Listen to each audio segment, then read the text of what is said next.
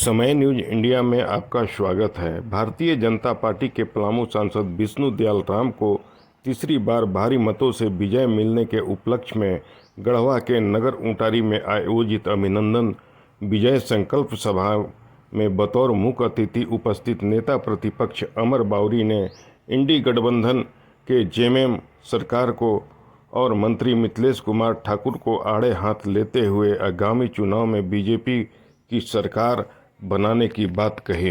ऐसे बगल के ये बगल का मंत्री कौन है आप सबको मालूम है ना? है बड़ा मंत्री है, दबंग मंत्री है।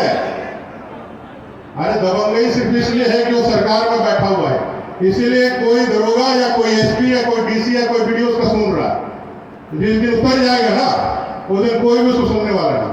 कहे ऐसा कहे आप बोल रहे हैं। अभी चुनाव हुआ और चुनाव में गढ़वा वो जीत गया क्या? जीता क्या? अरे भैया बताओ ना जीता क्या? सत्येंद्र भैया यहाँ बैठे हुए हैं, जीते कि नहीं जीते?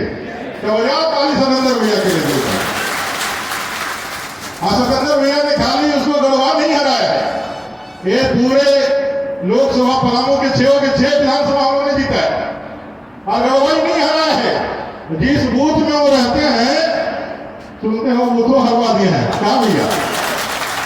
अरे भैया हाथ में पानी नहीं, शर्म नाम का कोई चीज नहीं। नेतृत्व करने के लिए नेता बनते हैं, मंत्री बनते हैं। आपके पास कथनी और करनी में जमीन आसमान का अंतर होता है। आप देश हारे, आप झारखंड हारे, आप विधानसभा हारे। 52 विधानसभा भारतीय जनता पार्टी के कार्यकर्ताओं ने जीता है। एक बार जोरदार तालियों के साथ उनका अभिनंदन करें। मैं 1 नंबर जो विधानसभा शुरू होता है राजमहल, वहां भी गया था पाकुड़ साहिबगंज, इसी कार्यक्रम में अभिनंदन और संकल्प सभा के लिए। और मैं आज 81 नंबर विधानसभा में भी आया हूं जो अंतिम है इसी कार्यक्रम में। तो ईशान कोण से भंडार कोना तक में पहुंच गया और जो झारखंड की जनता की जो मैं बात कह रहा हूं, 5 प्रमंडल में जाके आ रहा हूं। इस बार आपसे ज्यादा तैयार झारखंड की जनता है और जिस दिन हमारी सरकार बनेगी इसको ठीक कर लीजिए भानु भैया। 2 महीने के बाद भारतीय जनता पार्टी की ही सरकार बनेगी, आपके ताकत से बनेगी। इस बात को मानना, भारतीय जनता पार्टी की ही सरकार बनेगी, 100% जान के रखो। और भारतीय जनता पार्टी की सरकार जिस दिन बनी उस दिन डबल इंजन की सरकार आगे बढ़ेगी। और जब बढ़ेगी तो ऐसे भ्रष्टाचारी, ऐसे ठगबाज सरकार का क्या असर होगा ये आप लोगों को तय है। नेता प्रतिपक्ष ने हेमंत सरकार को ठगबंधन का सरकार कहा है। एक ठगबाज सरकार है जिसने चुनाव के पहले युवाओं को ठगा। 5 लाख बेरोजगारों को रोजगार देंगे, रोजगार नहीं दिए, सरकारी रोजगार नहीं दिए तो 5,000 और 7,000 का बेरोजगारी भत्ता देंगे। और उससे आगे बढ़ करके हेमंत सोरेन जी ने कहा कि बेरोजगारी भत्ता और रोजगार ना दे पाए तो राजनीति से ही संन्यास ले लेंगे। सब लोग भावता में आ गए। भाई सही में हेमंत सोरेन जी बोल रहे हैं, शिबू सोरेन जी का बेटा बोल रहा है, इन पर एक बार विश्वास करना तो बनता है। आज 5 साल खत्म होने को आए हैं, एक नौकरी इन्होंने नहीं दी, जो नौकरियां दी उसको भी बेचने का काम किया। और चाहे एसएससी हो, एमएससी हो, सीजीएल हो, नेट का परीक्षा हो, चाहे लैब टेक्नीशियन का परीक्षा हो, चाहे पीजीटी का भी जो चल रहा है उसके लिए लोग आंदोलन कर रहे हैं, उनका परीक्षा हो, एक भी सीट इन्होंने फ्री एंड फेयर नहीं दिया। आज हाई कोर्ट ने भी बताया है जिस सेटवेट इन्फोटेक जिसने परीक्षाएं ली उसको ब्लैकलिस्ट करने का काम किया था सरकार ने, छात्रों के दबाव में, युवाओं के दबाव में, वो सही था। और फिर भी जो ब्लैकलिस्टेड, जो गड़बड़ी करने वाली जो कंपनी थी उसने भी परीक्षा लिया था। आज उस परीक्षा लेने वाली कंपनी को उनको तो ब्लैकलिस्ट किया, लेकिन उसने जो परीक्षाएं ली उसके बच्चों को सफल बना करके आज नियुक्ति पत्र बांट रहे। अमर बावरी ने मुख्यमंत्री हेमंत सोरेन को सत्ता का लोभी बताते हुए जनता का खून चूसने वाला बताया है। आपको समझना होगा कि इनके लिए पहला और आखिरी जो लक्ष्य है वो सत्ता है और सत्ता प्राप्त करके सत्ता को लूट का माध्यम बना करके गरीब का खून चूस करके अपना तिजोरी बनना।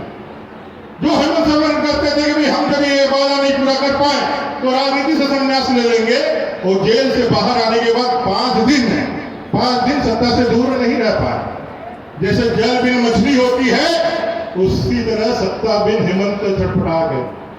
5 दिन संन्यास लेने तो दूर 5 दिन बर्दाश्त नहीं कर पाए और सत्ता में वापस आपने वापसी कर लिया और कह रहे हैं कि रिटर्न आ गया। रिटर्न आप आए हैं, रिटर्न झारखंड की जनता आपको कह रही है कि महाठग रिटर्न आया है, फिर से ठगने के लिए आया है, फिर कोई लॉलीपॉप, फिर कोई वायदा, फिर बहनों के लिए कोई एक ऐसा वायदा लेकर के आएगा और आपको ठग के ले जाएगा, इसके लिए वो आए। आने वाले चुनाव को नेता प्रतिपक्ष ने झारखंड बचाने का चुनाव बताया। भाइयों, ये चुनाव जो है वो सिर्फ विधायक बनाने का चुनाव नहीं है, ये झारखंड को बचाने का चुनाव है। जिस तरह बीडी राम जी आपको इशारा कर रहे थे, ये चुनाव माटी बेटी रोटी का चुनाव है।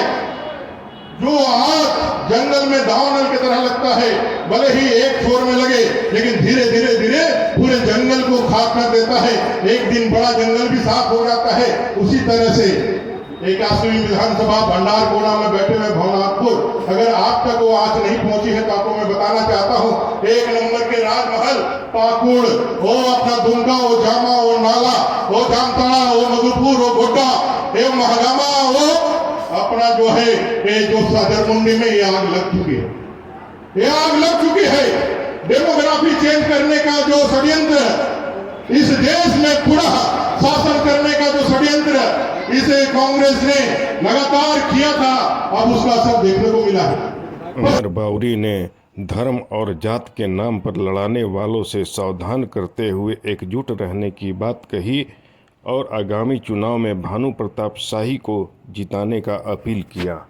इस देश को जाति के नाम पे, धर्म के नाम पर, इस देश को क्षेत्रीयता के नाम पर, इस देश पे जातीयता का उन्माद फैला करके आज पूरे देश की संप्रभुता को जिसने खतरा में पैदा किया है, उसे लड़ने के लिए झारखंड में भारतीय जनता पार्टी को आगे आने होगा। इस भवनाथपुर में बीजेपी को वापस जिताने के लिए, भानु भैया को